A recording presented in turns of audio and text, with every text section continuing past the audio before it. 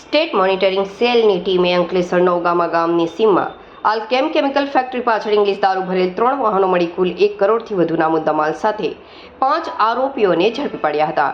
મળતી માહિતી અનુસાર સ્ટેટ મોનિટરિંગ સેલ દ્વારા અંકલેશ્વર તાલુકાના નવગામા ગામે આલ્કેમ કેમિકલ ફેક્ટરીની પાછળના ખેતરમાં દારૂ કટિંગ વેળા ચોક્કસ માહિતીના આધારે દરોડા પાડ્યા હતા. દરોડા દરમિયાન પોલીસે કુલ 45,504 ને ઇંગ્લિશ દારૂની બોટલો મળી આવી હતી, જેની કિંમત અંદાજે 87,82,272 થાય છે. તે ઉપરાંત પોલીસે 6 મોબાઈલ ફોન કિંમત ₹41,000, 3 વાહન કિંમત ₹18 લાખ અને રોકડ ₹2,960 મળી કુલ મુદ્દામાલ કિંમત ₹1,06,26,232 જપ્ત કર્યો હતો.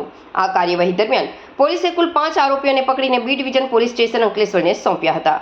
ઝડપાયેલા આરોપીઓમાં સુરતના સિદ્ધનાથ ઉર્ફે નગેન્દ્ર બેની પ્રસાદ યાદવ, સંદીપ ઓમ પ્રકાશ ગુપ્તા, મહેન્દ્ર અમૃતલાલ પાલ, રવિ અજીત સરોજ પાલ, પાલક અધિકારી કલ્લુ ગૌતમનો સમાવેશ થાય છે.